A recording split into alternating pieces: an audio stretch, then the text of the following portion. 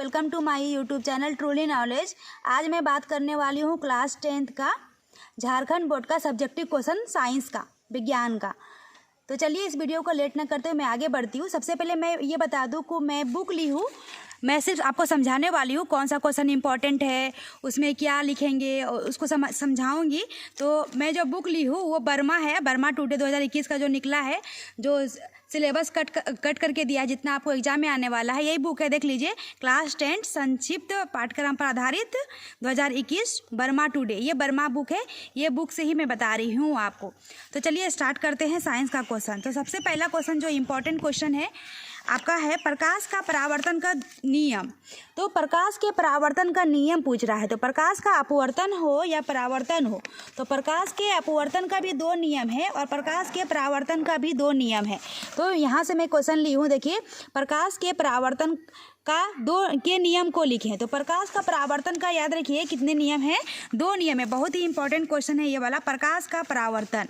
मैं आपको समझाऊंगी, बस बुक से रिलेटेड आपको मैं दिखाऊंगी कि ये क्वेश्चन इंपॉर्टेंट है। प्रकाश का परावर्तन, ये प्रकाश चैप्टर का सब्जेक्टिव में बहुत ही ज़्यादा इंपॉर्टेंट क्वेश्चन है। तो क्या लिखेंगे इसमें, प्रकाश के जो परावर्तन है ना, इसके दो नियम है। प्रकाश के परावर्तन के कितने नियम हैं, दो नियम है। तो पहला जो नियम है, पहला नियम क्या कहता है प्रकाश का परावर्तन, कि आने वाली किरण और जाने वाली किरण में जो बीच में लम्ब डाला गया है, ये तीनों एक ही तल में होता है। देखिए एक ही तल है ना, ये एक ही तल में होगा। मतलब आने वाली किरण और जाने वाली किरण में जो एक लम्ब डाले हैं, 90 डिग्री का एक लम्ब जो डाल रहे हैं हम लोग, ये तीनों जो है कहाँ में बन रहा है, एक ही तल में बन रहा है। तो पहला नियम हमारा यही कहता है। दूसरा नियम प्रकाश का परावर्तन का क्या कहता है, तो यहाँ पे एक कोण बनेगा और एक यहाँ पे भी कोण बनेगा, एक अपवर्तन कोण और एक परावर्तन कोण। तो ये दोनों जो कोण रहेगा आपस में बराबर रहेगा। मतलब कोण आई बराबर कोण आर, एक कोण को कोण आई बोलेंगे, दूसरा कोण को परावर्तन कोण, तो कोण आर हो जाएगा। तो हम लोग का क्या हो जाएगा, कोण आई बराबर कोण आर। तो देखिए अभी अगर हम लोग को लिखना रहेगा कि प्रकाश का परावर्तन के नियम को लिखें, तो कैसे लिखेंगे, प्रकाश के परावर्तन के दो नियम है। पहला नियम, आपतित किरण परावर्तित किरण पर आपतन बिंदु पर डाला गया लम्ब अभिलम्ब तीनों एक ही तल में होता है। वही लिखा हुआ, आपतित किरण परावर्तित किरण तथा आपतन बिंदु पर डाला गया अभिलम्ब तीनों एक ही तल में होते हैं। पहला नियम हो गया। दूसरा नियम है आपतन कोण बराबर परावर्तन कोण सदैव बराबर होता है। तो ये हमारा इंपॉर्टेंट क्वेश्चन है। चलिए आगे बढ़ते हैं। दूसरा इंपॉर्टेंट क्वेश्चन है प्रकाश चैप्टर का ही। तो प्रकाश का परावर्तन का जिस प्रकार से नियम है, उसी प्रकार से प्रकाश के अपवर्तन का नियम, दो नियम ही होते हैं। तो इस बार क्या पूछ रहा है, प्रकाश के अपवर्तन का नियम। तो प्रकाश का अपवर्तन का भी दो नियम है। कैसे लिखेंगे, प्रकाश का अपवर्तन, प्रकाश का अपवर्तन का भी है कितने नियम है, इसमें भी दो नियम है। अपवर्तन पूछे या परावर्तन पूछे तो प्रकाश का अपवर्तन और परावर्तन के दो दो नियम होते हैं। एक नंबर वाला भी क्वेश्चन पूछ सकता है कितने नियम है, दो नियम है। तो प्रकाश के अपवर्तन कैसे लिखेंगे, प्रकाश के अपवर्तन के दो नियम होते हैं। पहला नियम क्या है, आपतित किरण मतलब आने वाली किरण अपवर्तित किरण पर तथा दोनों माध्यमों को पृथक करने वाले पृष्ठ के आपतन बिंदु पर अभिलम्ब सभी एक ही तल में होते हैं। इसी से रिलेटेड है, ज़्यादा टफ नहीं है, ज़्यादा अलग नहीं है। क्या बोल रहा है, क्या आने वाली किरण पर आपतित किरण तथा आने वाली किरण अपवर्तित किरण तथा दोनों माध्यमों को पृथक करने वाले पृष्ठ, जो ये पृष्ठ होते हैं, ये पृथक करने वाले पृष्ठ पर अभिलम्ब सभी एक ही तल में होता है। दूसरा नियम क्या करता है, आपतन कोण की जया साइन, आपतन कोण की जया और अपवर्तन कोण की जया जो अनुपात क्या होता है, स्थिर होता है। आपतन कोण की जया और अपवर्तन कोण की जो जया रहता है, दोनों का अनुपात क्या होता है, स्थिर रहता है। अनुपात क्या होता है, स्थिर रहता है। तो ज़्यादा इंपॉर्टेंट आपका प्रकाश का परावर्तन का नियम ही है, प्रकाश का अपवर्तन का नियम उससे कम इंपॉर्टेंट है, लेकिन ये भी इंपॉर्टेंट है। ठीक है, प्रकाश चैप्टर से आपका ये दो क्वेश्चन हो गया इंपॉर्टेंट क्वेश्चन। चलिए आगे बढ़ते हैं नेक्स्ट क्वेश्चन की ओर। तो नेक्स्ट क्वेश्चन है हमारा नेत्र से, नेत्र चैप्टर से। क्या है हम लोग का, नेत्र में दो क्वेश्चन ही इंपॉर्टेंट बनता है, निकट दृष्टि दोष तथा दूर दृष्टि दोष में अंतर लिखें, या निकट दृष्टि दोष किसे कहते हैं और दूर दृष्टि दोष किसे कहते हैं। तो ध्यान रखिए, मैं आपको समझा देती हूँ। निकट दृष्टि दोष, निकट दृष्टि दोष एक होता है दूर दृष्टि दोष। क्या होता है, दूर दृष्टि दोष। तो निकट दृष्टि दोष उसको कहते हैं जो निकट का वस्तु, जो पास पास का वस्तु होता है, उसको देख पाएगा। क्या कर पाएगा, देख पाएगा, लेकिन दूर को वस्तु को नहीं देख पाता है। निकट दृष्टि दोष वैसे दृष्टि दोष को कहते हैं जिसमें निकट के वस्तु को साफ साफ देख सके लेकिन दूर के वस्तु को साफ साफ नहीं देख सके, उसे कहते हैं निकट दृष्टि दोष। अगर दूर दृष्टि दोष की बात कहें तो जो दूर की वस्तु को देख पाएगा, दूर की वस्तु को देख पाएगा लेकिन नज़दीक की वस्तु को जो है नहीं देख पाता है, नज़दीक का वस्तु को नहीं देख पाता है, उसे दूरदृष्टि दोष कहा जाता है। मतलब लिखने के लिए कैसे लिखेंगे, दूरदृष्टि दोष वैसे दृष्टि दोष को कहते हैं जो दूर के वस्तु को साफ साफ आसानी से देख पाता है लेकिन नज़दीक की वस्तु को साफ साफ आसानी से नहीं देख पाता है, उसे दूरदृष्टि दोष कहा जाता है। तो बोलेगा कारण समझाएं कि निकट दृष्टि दोष, वही क्वेश्चन यहाँ पे भी लिखा हुआ है, संशोधन निकट दृष्टि दोष। क्वेश्चन घुमा के पूछेगा कि निकट दृष्टि दोष क्या है अलग से, या दूरदृष्टि दोष किसे कहते हैं, इसके निवारण को लिखें, संशोधन को लिखें, तो वही लिखेंगे। अगर अंतर पूछेगा तो लाइन खींच देंगे, एक साइड लिखेंगे निकट दृष्टि दोष, एक साइड लिखेंगे दूरदृष्टि दोष, इसी प्रकार से। लेकिन अगर पूछेगा क्वेश्चन अलग अलग पूछेगा कि निकट दृष्टि दोष किसे कहते हैं, तो इस साइड का लिख देंगे और दूरदृष्टि तो इस साइड का लिख देंगे हम लोग दूरदृष्टि दोष में। तो अभी बात करते हैं निकट दृष्टि दोष को हम लोग संशोधन करेंगे अवतल लेंस से और दूर का दृष्टि का क्या करेंगे, उत्तल लेंस से। अगर बात करें कि हमारा अगर निकट दृष्टि दोष हो गया है हमें रोग, तो हमें कैसे ठीक होंगे, तो अवतल लेंस से ठीक होंगे और उत्तल लेंस से दूरदृष्टि दोष में ठीक होंगे। देखिए यहाँ पे वही लिखा है, निकट दृष्टि दोष का कारण क्या है, इस दृष्टि दोष जो अवतल लेंस की चश्मे का उपयोग किया जाता है। कौन सा लेंस, अवतल लेंस। तो निकट दृष्टि दोष किसे कहते हैं, वह दृष्टि दोष जिसके कारण कोई व्यक्ति निकट की वस्तुओं को स्पष्ट रूप से देख पाता है परंतु दूर स्थित वस्तुओं को स्पष्ट रूप से नहीं देख पाता है, उसे निकट दृष्टि दोष कहता है। तो ये हो जाएगा आपका आंसर। और दूरदृष्टि दोष इसी को क्या हो जाएगा, दूरदृष्टि दोष वह दृष्टि दोष जिसके कारण कोई व्यक्ति दूर की वस्तुओं को स्पष्ट रूप से नहीं देख सकता है, दूर की देखेगा परंतु नज़दीक की वस्तुओं को स्पष्ट नहीं देखेगा, उसे क्या बोलेंगे, दूरदृष्टि दोष कहेंगे। और इसका संशोधन उत्तल लेंस के द्वारा किया जाएगा। ठीक है, ये क्वेश्चन इंपॉर्टेंट है। चलिए आगे बढ़ते हैं। अगला ओम का नियम इंपॉर्टेंट है आपका, ओम का नियम। अभी ओम का नियम क्या है, ओम का जो नियम है हमारा, यहाँ देखिए क्वेश्चन क्या है, ओम का नियम किसे कहते हैं, ओम का नियम पूछ रहा है।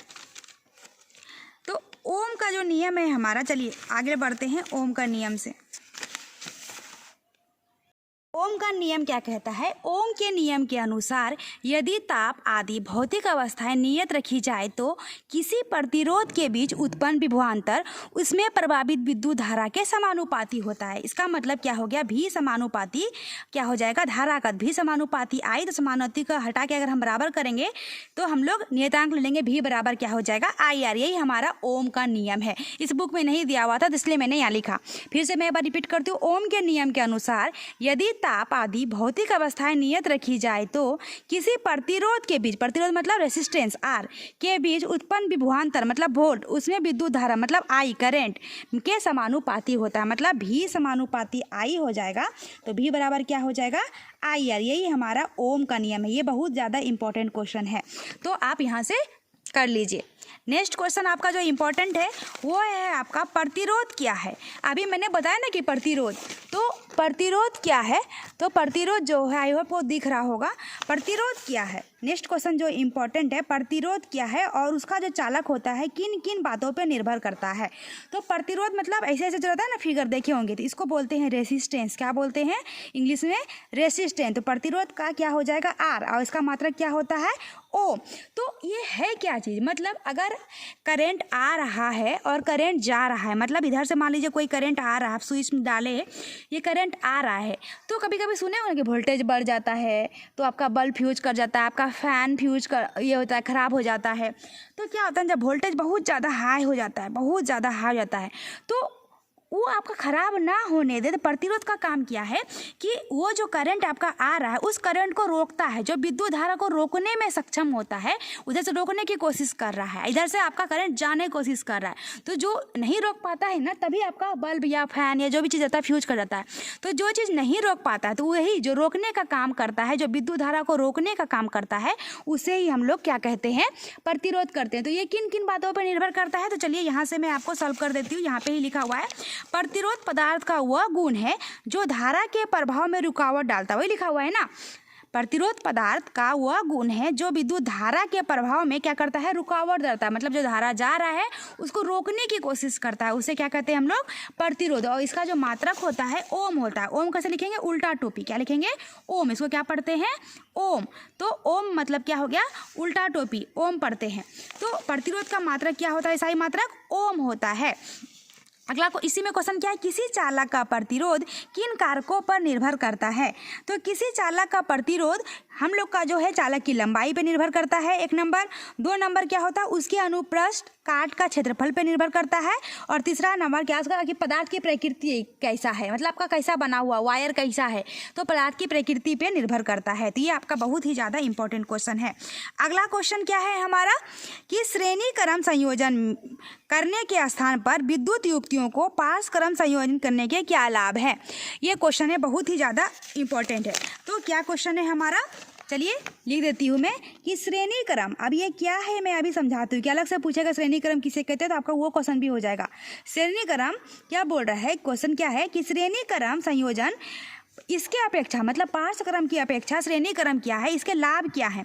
मतलब घर में कौन सा क्रम में रहना चाहिए हम लोगों का, पार्श्व क्रम में रहना चाहिए, श्रेणी क्रम में नहीं रहना चाहिए। तो वही पूछ रहा है श्रेणी क्रम की अपेक्षा पार्श्व क्रम का संयोजन का क्या लाभ है।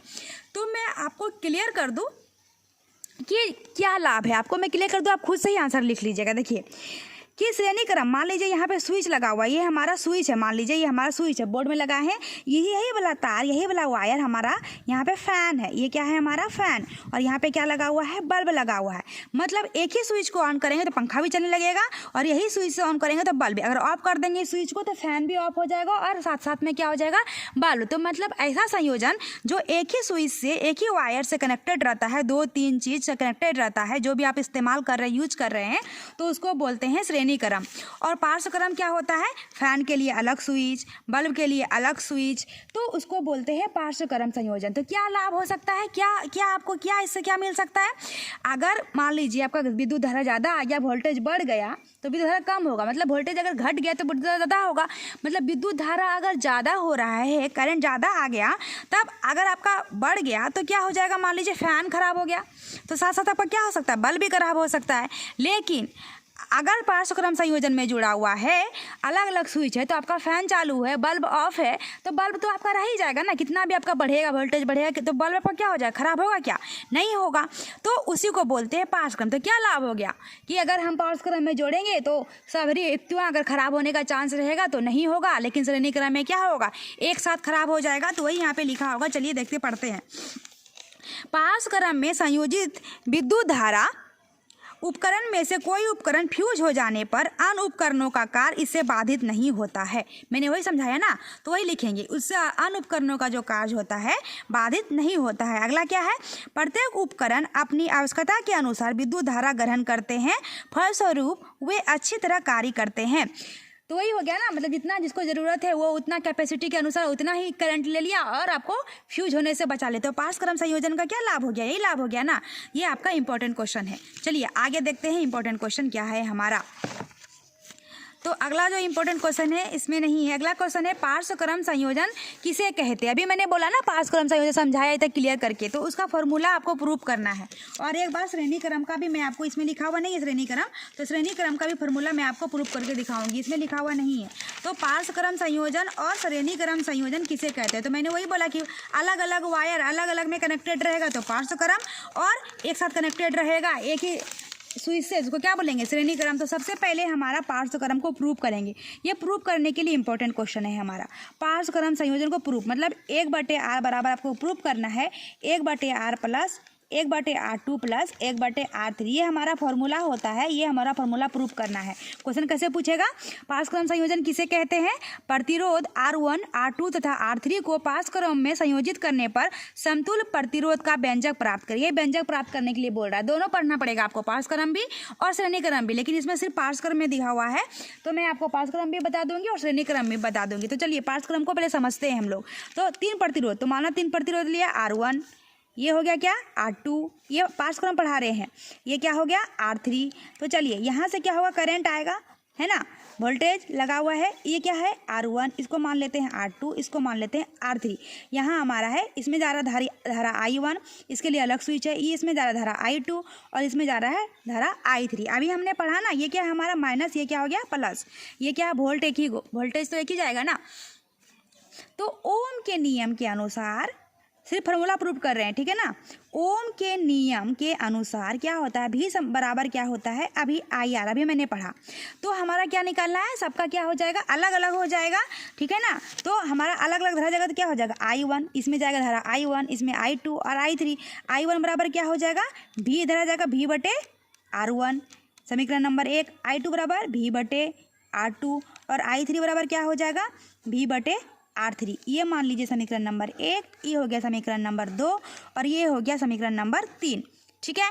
तीनों को जोड़ देंगे, 1 + 2 + 3, तीनों को जोड़ दिया मैंने, तो क्या हो जाएगा I1 + I2 + I3 बराबर क्या हो जाएगा V/R1 + V/R2 + V/R3, ठीक है। चलिए अभी आई कैपिटल आई लेते हैं, पूरा धारा विद्युत धारा को आई ले लेते हैं, तो भी कॉमन आ जाएगा, क्या बच जाएगा यहाँ पे 1/R1 + 1/R2 + 1/R3, ठीक है।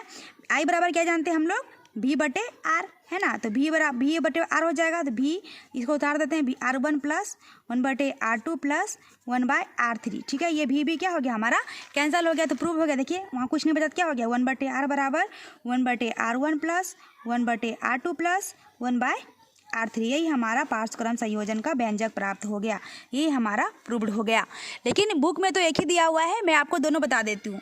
आप पूछ रहा है कि श्रेणी क्रम संयोजन का व्यंजक प्राप्त करें। चलिए आप स्क्रीनशॉट ले भी सकते हैं।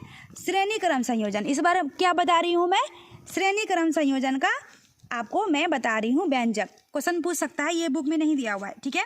तो श्रेणी क्रम में क्या बोली मैं कि आपको सब स्विच या फैन जो भी होगा एक ही वायर में कनेक्टेड रहेगा। चलिए बनाते हैं फिगर।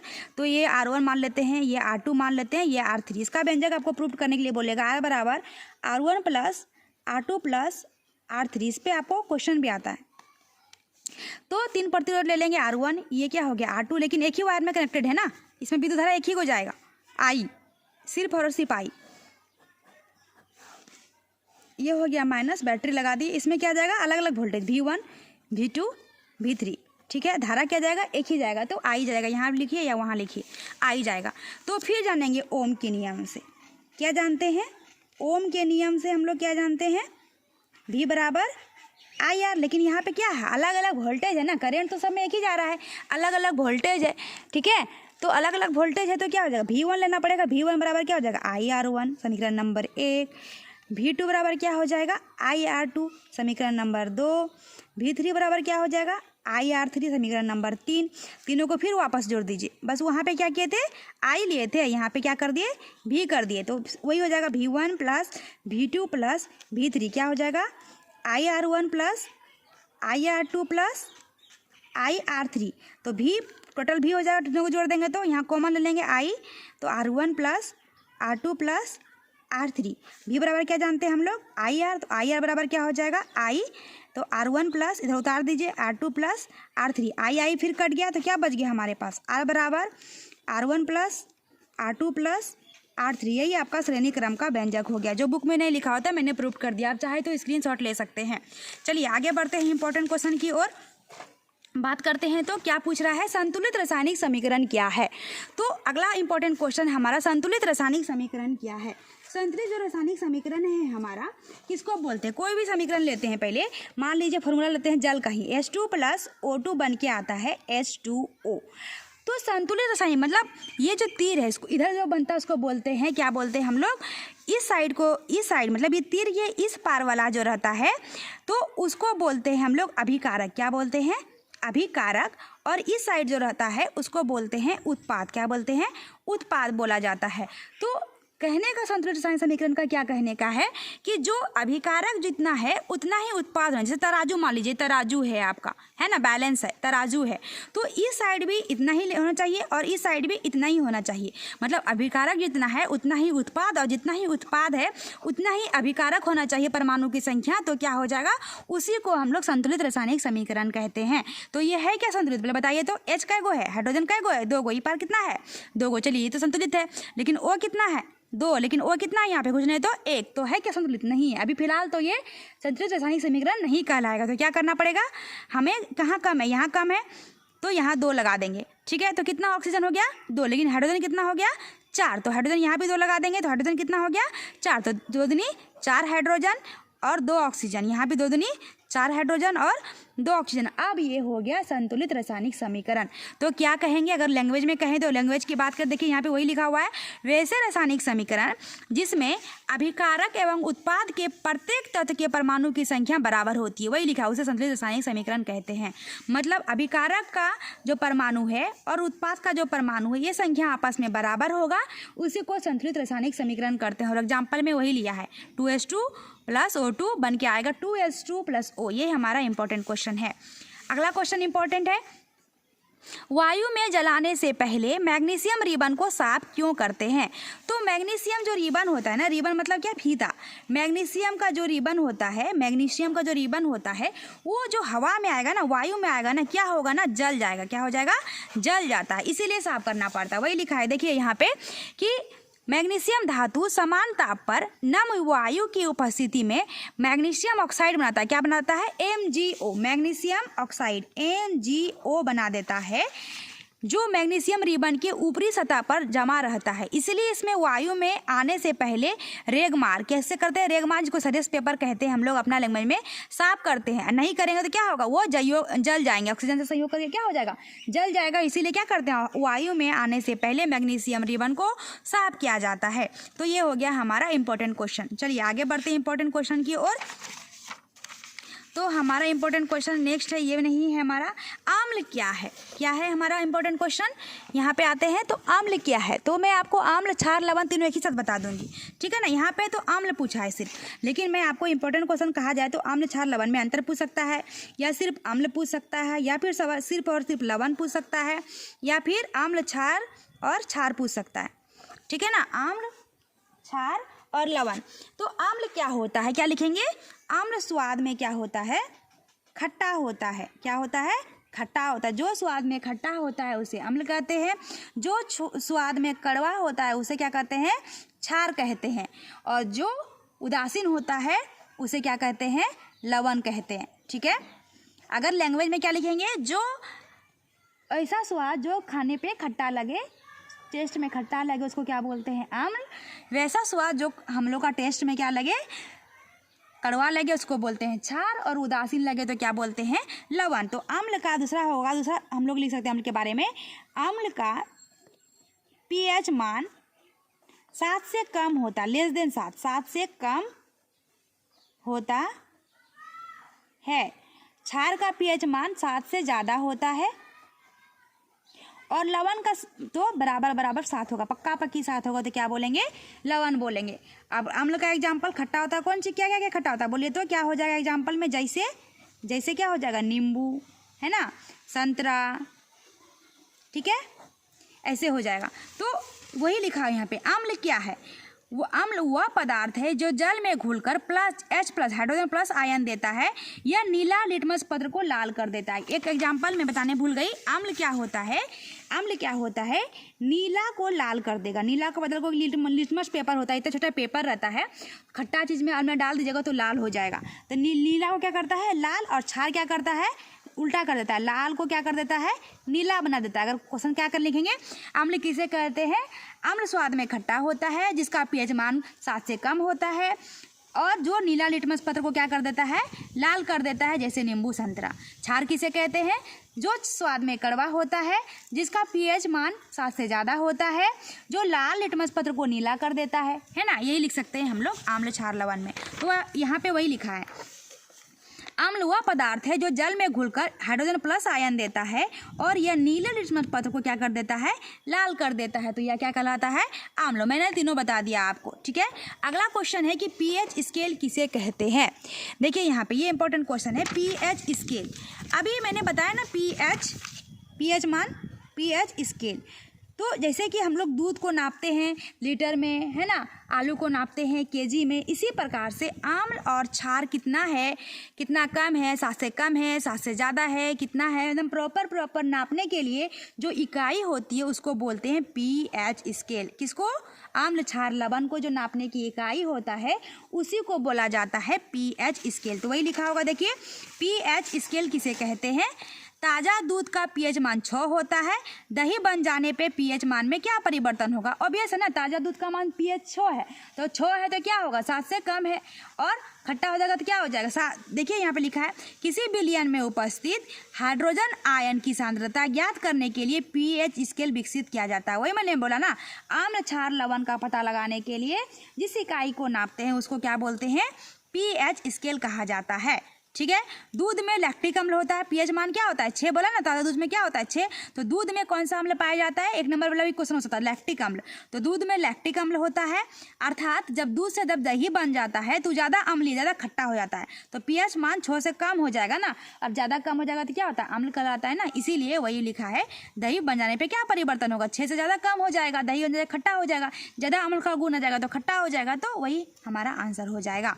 चलिए आगे क्वेश्चन है हमारा इंपॉर्टेंट क्वेश्चन, पीतल तथा तांबे के बर्तन में खट्टे पदार्थ क्यों नहीं रखते हैं। कौन से में क्या है, पीतल और तांबा का बर्तन जो है इसमें खट्टा चीज़ नहीं रखते हैं, क्यों नहीं रखते, वही बोल रहा है, पीतल और तांबे के बर्तन में खट्टा पदार्थ क्यों नहीं रखते हैं। क्या होता है ना, पीतल या तांबा का जो बर्तन होगा खट्टा, ये देखिएगा नींबू से साफ कीजिएगा ना, वो ज़्यादा चमकने लगता है, ज़्यादा बर्तन अच्छा हो जाता है। क्यों, क्योंकि वो अभिक्रिया करता है, अम्ल है ना, नींबू क्या है, एक अम्ल है, उसका पीएच लेवल क्या है, 7 से कम है, तो वो क्या होगा ना, उससे प्रतिक्रिया कर क्या कर देता है, साफ कर देता है बर्तन को, तो हम लोग के लिए वो हानिकारक हो जाएगा ना। तो वही लिखा है, दही या खट्टे पदार्थ में अम्ल होता है, क्या होता है, अम्ल होता है, अगर धातु के साथ अभिक्रिया करेगा। अभी तांबा और पीतल क्या है, धातु है, तो वही है ना, धातु के साथ अगर अम्ल अभिक्रिया करेगा तो क्या बन जाएगा, धात्विक ऑक्साइड बन जाएगा, धात्विक ऑक्साइड बन जाएगा, इसीलिए वो प्रतिक्रिया कर देगा तो खराब हो जाएगा ना हमारे लिए, तो वो हम लोग को नहीं खाना चाहिए, इसीलिए बोल रहा है। तो क्यों रखना चाहिए, क्योंकि धातु अम्ल के साथ प्रतिक्रिया करके धात्विक ऑक्साइड बना देता है, इसलिए वो नहीं खाना चाहिए। तो वही लिखा हुआ, दही एवं खट्टे पदार्थ में अम्ल होता है, अम्ल धातुओं के साथ पदार्थों को तांबे के बर्तन में रखा जाता है तो अभिक्रिया करके लवण और हाइड्रोजन गैस बना देता है, तो वो बर्तन क्या होगा, खराब हो, ये संचालित हो जाएगा ना, इसीलिए नहीं रखना चाहिए, ठीक है। अगला इंपॉर्टेंट क्वेश्चन है कि प्लास्टर ऑफ पेरिस कैसे बनाया जाता है, इसका उपयोग क्या है, किसका बोल रहा है, क्या क्वेश्चन है हमारा, plaster of Paris, plaster of Paris, तो इसका उपयोग क्या है, मैं पहले आपको उपयोग ही बता देती हूँ। क्या हो रहा है, जैसे डॉक्टर के पास कोई गिर जाता है, हड्डी टूट जाता है, तो वो हमारा बैंडेज लगाता है ना, तो बैंडेज जो लगाता है वो प्लास्टर ऑफ पेरिस का ही बना होता है, या खिलौना बनता है ना, खिलौना, तो खिलौना बनाने में भी प्लास्टर ऑफ पेरिस का ही उपयोग किया जाता है। अब ये बनता कैसे, प्लास्टर ऑफ पेरिस कैसे बनता है, तो जिप्सम को गर्म करने पर 373 डिग्री केल्विन पे जिप्सम को गर्म करेंगे। अब जिप्सम क्या है, तो जिप्सम का जो फार्मूला होता है, 1 नंबर वाला क्वेश्चन में पूछ सकता है, देखिए यही लिखा है यहाँ पे, CaSO4 2H2O बन के 373 डिग्री केल्विन पे बनेगा, तो क्या हो जाएगा, CaSO4 × ½ H2O प्लस 3/2 H2O। वही है, देखिए प्लास्टर ऑफ पेरिस कैसे बनता है, जब जिप्सम, ये क्या है, जिप्सम है, ठीक है ना, जब जिप्सम का फॉर्मूला क्या होता है, CaSO4 × 2H2O, 373 डिग्री केल्विन पे ताप पे गर्म करेंगे तब क्या बनेगा, प्लास्टर ऑफ पेरिस। देखिए CaSO4 × ½ H2O प्लस 3/2 H2O, जल भी बन जाएगा साइड से, ठीक है ना। तो यही प्लास्टर ऑफ पेरिस ऐसे ही बनता है हमारा, और उपयोग कहाँ करते हैं, खिलौना बनाने में, और कहाँ करते हैं, टूटी फूटी हड्डी को जोड़ने में, वही लिखा है। प्लास्टर ऑफ पेरिस यहाँ पर जिप्सम को 373 डिग्री केल्विन पर गर्म करने पर जल के अणु का त्याग कर कैल्शियम सल्फेट अर्धहाइड्रेट हेमीहाइड्रेट बनाता है। इसी को बोलते हैं हेमीहाइड्रेट, हाफ है ना, हेमीहाइड्रेट बनाते हैं, उसे ही प्लास्टर ऑफ पेरिस कहा जाता है। और ये लिख लीजिएगा फॉर्मूला। उपयोग कहाँ करते हैं? टूटी फूटी हड्डियों को जोड़ने में किया जाता है, खिलौना बनाने में किया जाता है, सजावट का सामान बनाने में किया जाता है, चिकना बनाने में किया जाता है, सजावट का सामान। ठीक है ना, ये हमारा इंपॉर्टेंट क्वेश्चन था। चलिए आगे बढ़ते हैं इंपॉर्टेंट क्वेश्चन की ओर। तो क्या है धातु और अधातु में अंतर? यह क्वेश्चन पूछ सकता है, धातु क्या होते हैं और धातु क्या होते हैं, अलग अलग पूछेगा। तो अभी क्या पूछ रहा है हमारा क्वेश्चन क्या है? धातु और अधातु में अंतर। ये धातु रह गया और ये क्या हो गया हमारा? अधातु हो गया। तो धातु और धातु में अंतर क्या होता है? धातु चमकदार होते हैं और धातु नहीं चमकते हैं, चमक रहित होते हैं। धातु को क्या होता है ना, करंट मारता है। धातु में विद्युत का चालक होता है और अधातु विद्युत का कुचालक होता है ना। धातु को पीटने पर फैलता है और धातु पीटने पर नहीं फैलता है ना। तो यही सब हमारा धातु और धातु में अंतर हो गया। देखिए वही लिखा है, धातु विद्युत धनात्मक होती है, वही करंट लगता है, और धातु विद्युत का ऋणात्मक होती है। धातु क्षार का ऑक्साइड बनाता है और धातु अम्लीय ऑक्साइड बनाता है।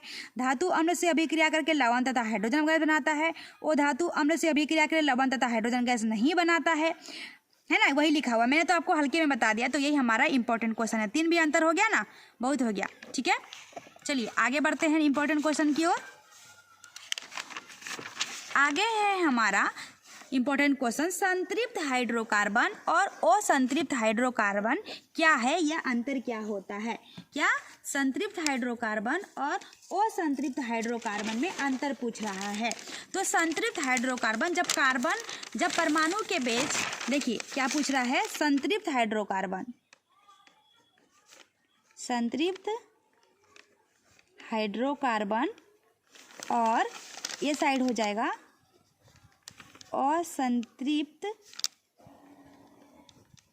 हाइड्रोकार्बन। ठीक है ना। तो मैं आपको बताऊं, अगर एक बंध, जैसे कि कार्बन बनाते हैं ना, जैसे बनाते हैं फार्मूला सब, तो अगर एक बंध से जुड़ा हुआ है परमाणु आपस में, तो उसको वो क्या कहलाएगा? संतृप्त हाइड्रोकार्बन। और 2 बंध से या 3 बंध से जुड़ा हुआ है आपस में, तो वह क्या कहलाएगा? असंतृप्त हाइड्रोकार्बन। तो एक बंध से कौन क्या होता है? एल्केन होता है, और 2 बंध से एल्कीन होता है, और क्या होता है? अल्काइन होता है। ठीक है ना। तो वही हो जाएगा हमारा अंतर। तो संतृप्त हाइड्रोकार्बन वैसे हाइड्रोकार्बन के कहते हैं जिसमें सिंगल बॉन्ड है ना, एक बंध होते हैं। क्या होते हैं? आपस में परमाणु के बीच में क्या होते हैं? एक बंध होते हैं, उसको बोलते हैं संतृप्त हाइड्रोकार्बन। द्विबंध, यही 2 लाइन जो हो गया, द्विबंध और त्रिबंध होते हैं, उसको बोलते हैं असंतृप्त हाइड्रोकार्बन। संतृप्त हाइड्रोकार्बन का क्या होगा? एल्केन, और असंतृप्त हाइड्रोकार्बन के एग्जाम्पल में क्या आ जाएगा? एल्कीन और अल्काइन। एल्कीन का फॉर्मूला क्या होता है? CnH2n+2, और एल्कीन और अल्काइन क्या हो जाएगा? CnH2n और CnH2n-2। ठीक है, तो वही लिखा हुआ है। संतृप्त हाइड्रोकार्बन क्या है? तो हाइड्रोकार्बन क्या है? पहले पूछा, हाइड्रोजन एवं कार्बन से बने यौगिक ही हाइड्रोकार्बन कहलाते हैं। और संतृप्त हाइड्रोकार्बन और असंतृप्त हाइड्रोकार्बन में अंतर क्या है अभी मैंने बताया। वैसे हाइड्रोकार्बन जिनमें कार्बन परमाणुओं की चारों संयोजकता एकल बंध से, एक बंध से जुड़ा रहता है, तो उसको क्या बोलते हैं? संतृप्त हाइड्रोकार्बन।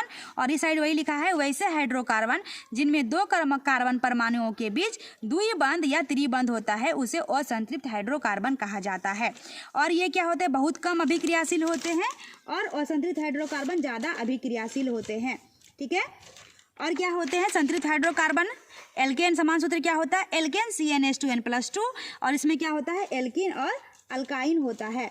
तो चलिए ये हमारा हो गया, 3 आंसर भी हो गया तो बहुत हो गया, 3 अंतर भी हो गया तो बहुत हो गया हमारा। ठीक है, चलिए आगे बढ़ते हैं इंपॉर्टेंट क्वेश्चन की ओर। तो समायवता किसे कहते हैं? क्या है इंपॉर्टेंट क्वेश्चन हमारा? समायवता किसे कहते हैं? तो समायवता क्या होता है? अणुसूत्र जिसका संरचना सूत्र बनाते हैं, ऐसे विभिन्न यौगिक जिनका अणुसूत्र समान हो लेकिन संरचना सूत्र भिन्न भिन्न हो, उसे ही समायवता कहते हैं। जैसे कि एग्जाम्पल के तौर पे ब्यूटेन ले लेते हैं। क्या ले लेते हैं? ब्यूटेन, जिसका फॉर्मूला क्या होता है? ब्यूटेन में क्या हो जाएगा? सॉरी पेंटेन ही लेते हैं। चलिए पेंटेन ले लेते हैं, आसान होगा समझने में। क्या ले लेते हैं? पेंटेन ले लेते हैं, ठीक है। पेंटेन मतलब C5H कितना हो जाएगा, 12 हो जाएगा। तो C5H12, तो तीनों अलग अलग तरीके से बनाएंगे। बोलेंगे पेंटेन के 3 समायव लिखें। अगला क्वेश्चन बन सकता है इसमें कि पेंटेन के, ये भी इंपॉर्टेंट क्वेश्चन है ना, पेंटेन के 3 समायव लिखें।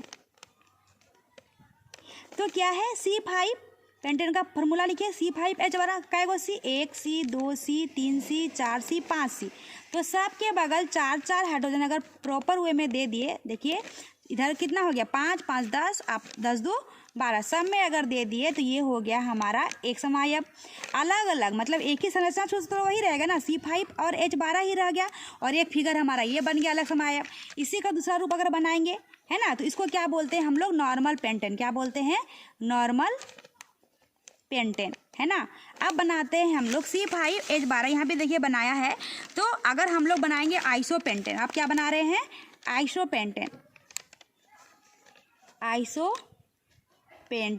आइसोपेंटेन में भी वही लेंगे, फॉर्मूला हमारा वही रहेगा 4, लेकिन एक हाइड्रोकार्बन हम लोग कहाँ दे देंगे, एक हाइड्रोकार्बन में आइसो दे देंगे हम लोग, एक कार्बन को छोड़ के नीचे, है ना, और इसको भी हाइड्रोजन से पूरा देंगे। देखिए ये भी हमारा क्या हो गया, देखिए सब में H बैठा देंगे तो क्या हो जाएगा, 1 2 3 4, 4 दूना कितना हो गया 8, 9 10 11, और एक इधर 12, कितना हो गया 12, C5H12। लेकिन इसका नाम क्या हो गया, सब जगह H बैठा दीजिए, आपका मन नहीं बैठाएंगे कोई दिक्कत नहीं है ना।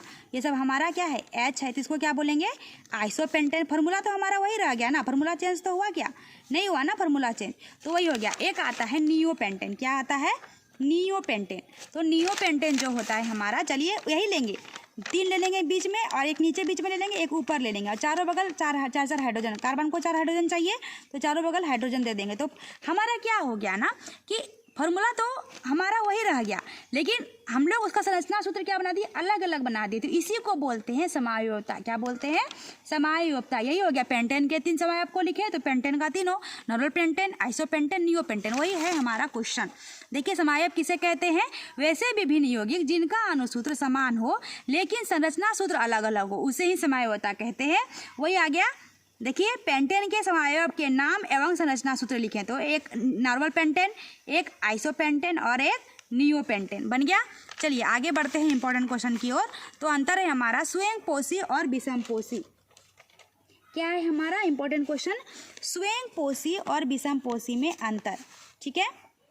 स्वयंपोषी किसे कहते हैं, क्वेश्चन घुमा के पूछेगा अलग से, या विषमपोषी किसे कहते हैं, तो वो भी पूछ सकता है, विषमपोषी।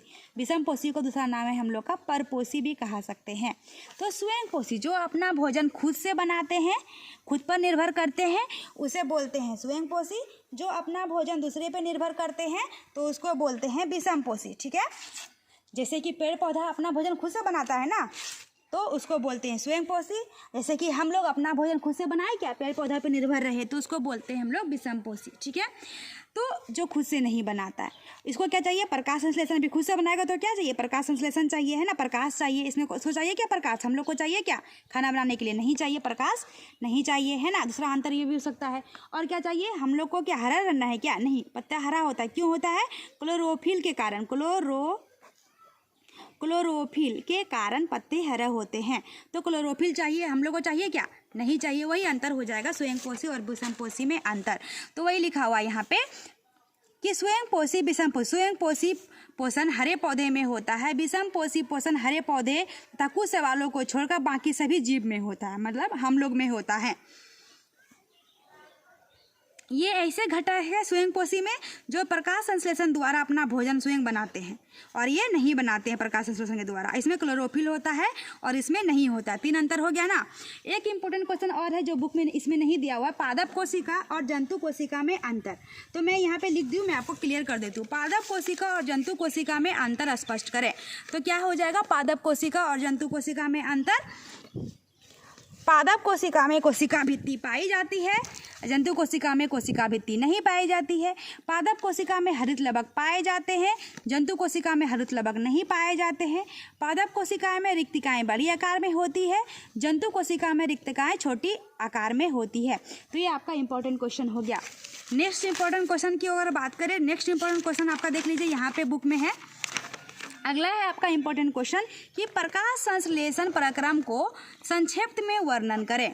तो प्रकाश संश्लेषण क्या है हमारा, जो अभी मैंने बताया कि प्रकाश संश्लेषण किसे कहते हैं, जो पेड़ पौधा जो अपने से खाना बनाता है ना स्वयंपोषी, तो कैसे खाना बनाते हैं, अपना भोजन कैसे करते हैं, तो जड़ से खनिज लवण लेते हैं, 4 चीज़ लेते हैं, और सूर्य से प्रकाश लेते हैं, वातावरण से कार्बन डाइऑक्साइड लेते हैं, और पत्ता में खुद क्लोरोफिल रहता है जिसके कारण पत्ता हरा होता है। तो चारों चीज़ को मिलाकर पूरे पेड़ पौधा खाना अपने पहुंचाते हैं जाइलम के द्वारा, तो उसको ही प्रकाश संश्लेषण कहा जाता है।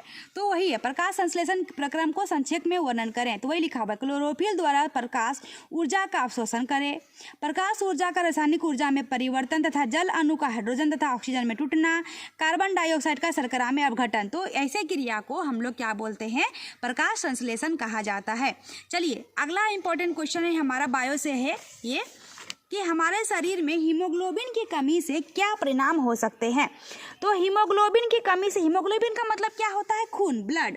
हीमोग्लोबिन, देखिए हीमोग्लोबिन अगर नहीं रहेगा ना, ब्लड हीमोग्लोबिन नहीं रहेगा तो क्या होगा ना, तो हीमोग्लोबिन के कारण हमारे शरीर में, पूरे शरीर में क्या होता है, ऑक्सीजन, देखिए हीमोग्लोबिन के कारण ही हमारे शरीर में क्या करता है, पूरे, देखिए यही लिखा हुआ है, देखिए मैं समझाती हूँ आपको यहाँ से ही। हीमोग्लोबिन लाल रंग होता है जिसके कारण हम लोग का क्या होता है, खून लाल दिखाई देता है।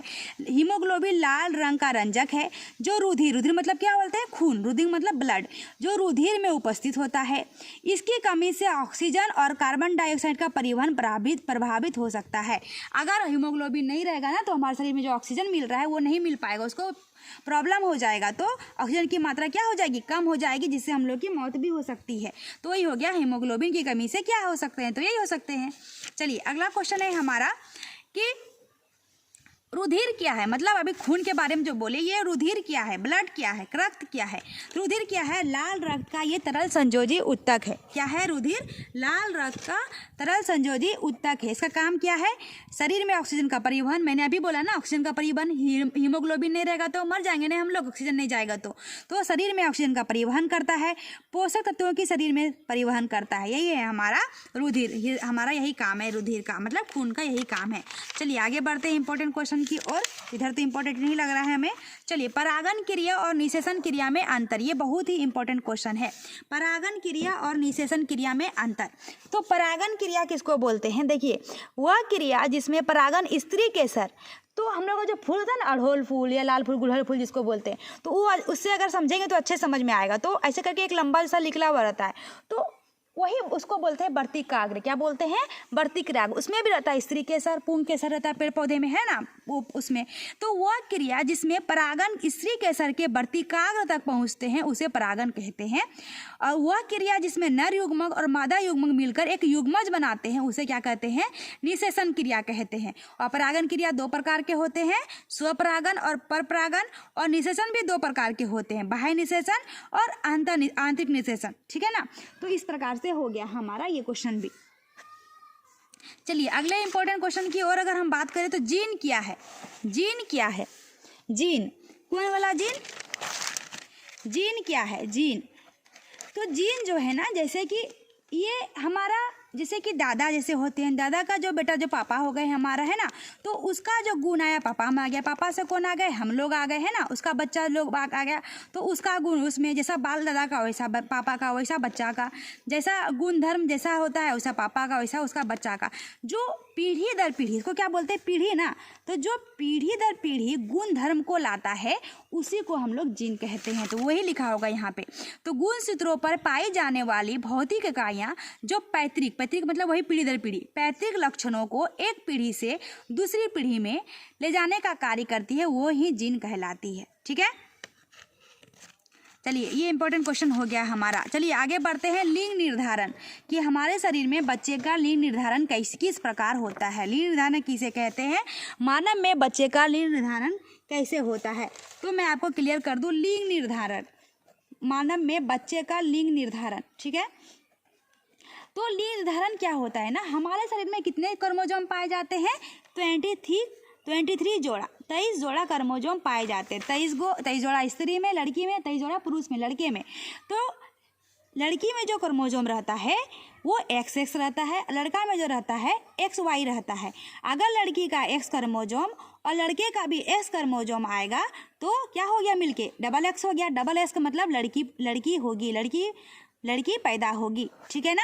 अगर लड़की का X क्रोमोसोम लेकिन लड़के का Y क्रोमोसोम आएगा तो मिलके क्या बन जाएगा, XY, तो बेटा पैदा होगा, मतलब लड़का पैदा होगा। तो कैसे लिखेंगे, हम मानव शरीर में बच्चे का निर्धारण कैसे होता है, ये फिगर भी बना देंगे कि मानव शरीर में 23 जोड़ा करके क्रोमोसोम पाया जाता है, जिसमें स्त्री क्रोमोसोम, लड़की का क्रोमोसोम XX होता है और लड़के का क्रोमोसोम XY होता है। अगर लड़की का X क्रोमोसोम आएगा और लड़के का भी X क्रोमोसोम आएगा तो लड़की पैदा होगी, और लड़की का अगर X क्रोमोसोम आएगा और लड़के का एक Y क्रोमोसोम आएगा तो क्या होगा, लड़का पैदा होगा। इस प्रकार से हमारे शरीर में बच्चे का लिंग निर्धारण होता है। तो वही लिखा हुआ है यहाँ पे, किसी शिशु के जन्म से पूर्व उसके नर तथा मादा होने की भविष्यवाणी करना लिंग निर्धारण ही कहलाता है।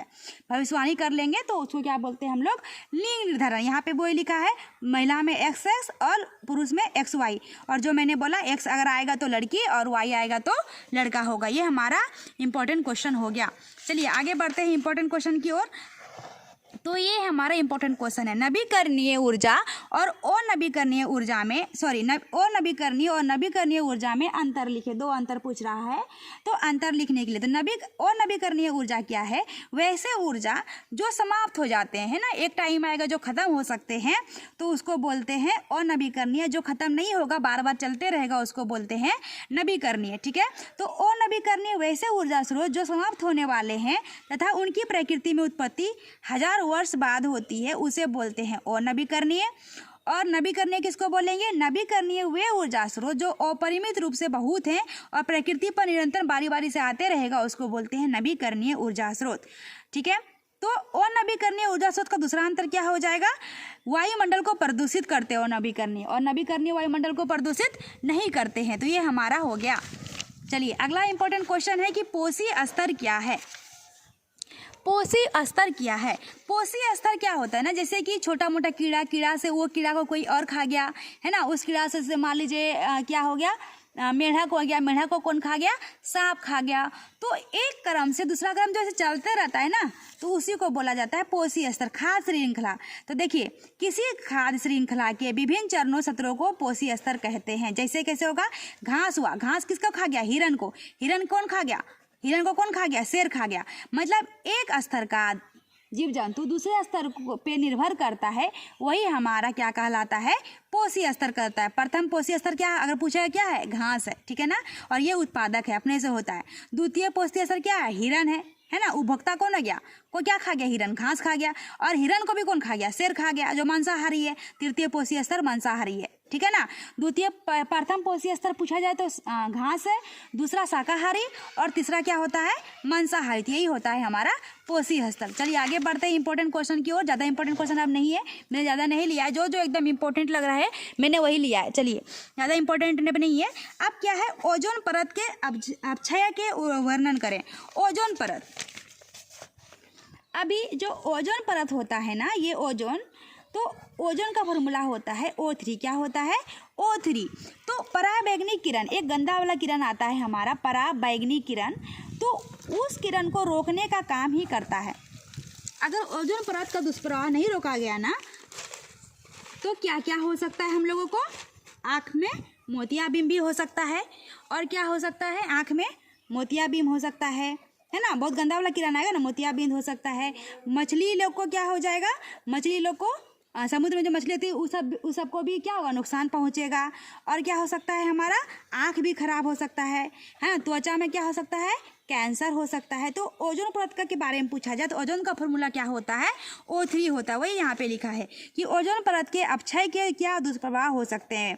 तो आँखों में मोतियाबिंद का होना, त्वचा में कैंसर होना, DNA अणुओं की क्षति तथा आनुवांशिक रोग होना, मछलियों और समुद्री जीवों की हानि, पेड़ पौधों को भी क्षति। तो यही हमारा होता है।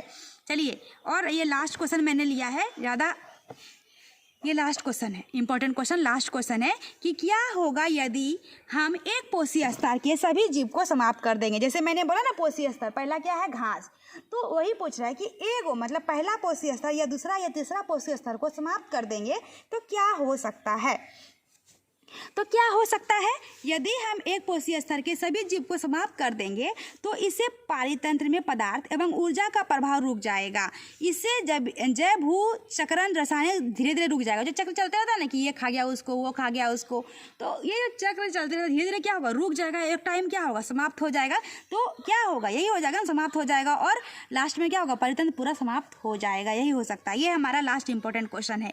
आई होप हमारा भी ये वीडियो आपको अच्छा लगा हो तो लाइक, सब्सक्राइब और शेयर जरूर करें। Thank you.